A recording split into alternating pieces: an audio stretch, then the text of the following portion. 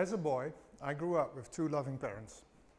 There were very few but very strict rules to make sure that everything went smooth in the house. And one of those rules was, do not bring your volleyball into the house. So one day I was playing outdoor with my friend, playing volleyball, and it started to rain. So we went inside, and while we had a drink, my friend threw the ball at me, and I played back, and it wasn't long before this volleyball landed on a vase that my mom got as a birthday present.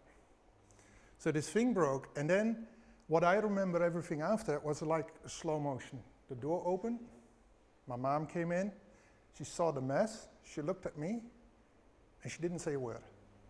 She just cleaned up the mess, she rolled the ball outside, and she left. And that was it. So that moment of not being talked to, that moment of being ignored, felt like an eternity. I felt really awful. And it lasted for about an hour or so after that. The Inuit people in some of the Arctic regions in Greenland and in Canada and in the US, they have a similar way of disciplining a child. The family or even the whole community, if they feel that a child needs to be disciplined, they don't speak to it for a while, they will ignore it. That's their way of teaching a lesson to the child. And if you have ever experienced something like that, you know what it is to feel that you're invisible. To feel being ignored can be really awful. Well, in most of the communities where World Vision works, we work to target the most vulnerable children in the poorest of the communities. For these children, circumstances has excluded them from everything that society can and should offer in terms of protection. We work very hard to target them and to reach them, but within this group of the most vulnerable, there is often another group. It's so small, but it's a very important group. It's so marginalized that they are almost unreachable. And they are invisible to development programs. Strategies, policies, unequal distribution criteria, poor management, corruption, they're all some of the many factors that mean that they don't get the access they should have to services and development programs. Some societies even intentionally hide the most vulnerable. And we've seen this throughout our region. Sometimes invisible groups are children with disabilities, hidden by their families because of the social shame. Another major invisible group are the Roma. The Roma constitute the largest ethnic minority in Europe. In Bosnia and Herzegovina, they're about 2% of the population. And that, despite this being a relatively high number, they continue to be one of the most vulnerable minority populations among the 18 minorities in Bosnia. They're more likely to suffer from poverty, find themselves socially excluded, and they are unable to access state services. Poor housing, illiteracy, low school enrollment, low school attendance, high unemployment, no access to health insurances, and other public services. All of this contributes to their continuing marginalization and discrimination. They live in chronic, multi-dimensional poverty. They are socially excluded, they are discriminated against, and they find jobs hard to get. They are at a very high risk of human trafficking. Less than half of the Roma boys and slightly more than half of the Roma girls enter primary school at the appropriate age. 20% of them will never finish school. As World Vision, we wanted to change this. We wanted to make the invisible more visible. We wanted to better reach the unreachable. So we decided to pilot a new approach to local level advocacy, and it's called Invisible No More. The pilot was in 3 municipalities, targeting 2 categories of most vulnerable children, split between the Roma and other most vulnerable children, a total group of 17,000 children. Our objective was to reach the previously unreachable and to empower them to influence the systems and the allocation of resources through local level advocacy approaches. So first, we needed to find and work with those people who could reach this group.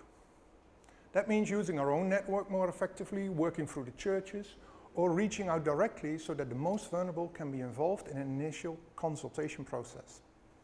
This is hard work, but it's absolutely crucial. Marginalized people can be widespread and are often suspicious of contact with anybody else from outside their group. But without their involvement, without the involvement of marginalized people, any process will fail. So the priorities that came out of that consultation process were mandatory preschool education and public housing. Those were the two priorities. For many of the marginalized, this was the first time they have been involved in any kind of consultation, and it encouraged them to continue to be involved in the next stage, which was to draw up plans for change. We were able to have 3 local action plans developed and approved by the ministry and endorsed by the local governments in 2 different municipalities. 2 of these local area plans were officially accepted as by the city council as official municipal documents.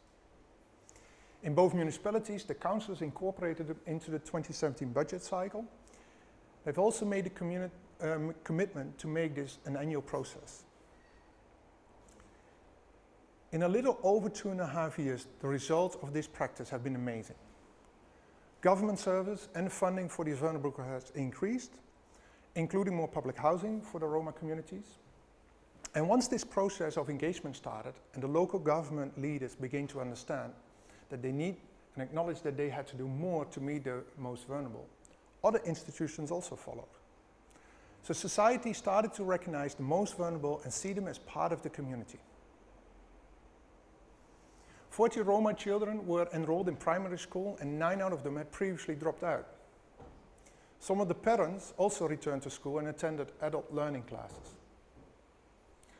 One little 9-year-old Roma girl, Admira, told us, "My mom didn't know how to read, but now she has to improve because I help her.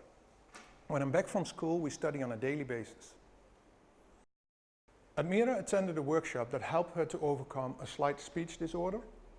She learned to read and to write, and she managed to catch up with her peers at the elementary school.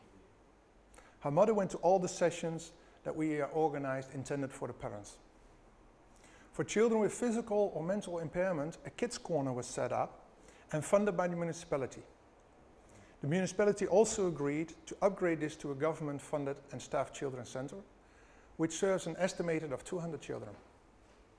This kids' corner is now open to all children, and this helps to integrate into society the children living with disabilities.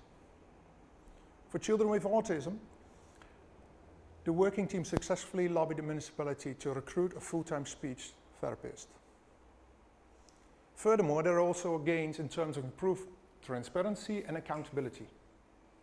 One municipality did have a budget for activities of targeting the most vulnerable children, but it was unclear if and how this money was being spent. But in 2015, a budget of €300,000 was made available and allocated in a transparent way for the most vulnerable children. In 2016, the budget was increased for €318,000 and again was allocated in a transparent way.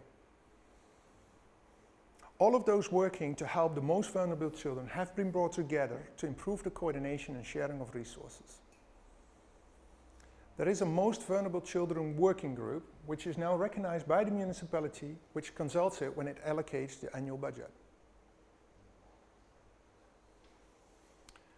I hope you can see from these examples just how effective the invisible no more practice has been. Government officials believe a strong partnership has evolved out of the work of World Vision and their action to improve services for these vulnerable children. And it has so far been a very successful partnership as the government and municipalities have shown a will to act.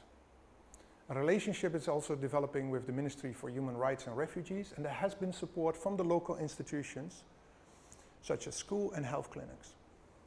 It's however very important that initially there was a reluctance and skepticism from school management about this project and this approach. I've been using the word invisible to describe some of the most vulnerable children, but really they are not invisible. They have been hard to reach, but we see them. We see their needs and we see the urgency of their needs. In Bosnia and Herzegovina, World Vision has adopted this approach and together with the most vulnerable is implementing this across all our programs We recommend to you to adopt this approach in your work with the most vulnerable and those who are hardest to reach. Invisible No More allows communities to open their arms and take the most vulnerable children back into the fold.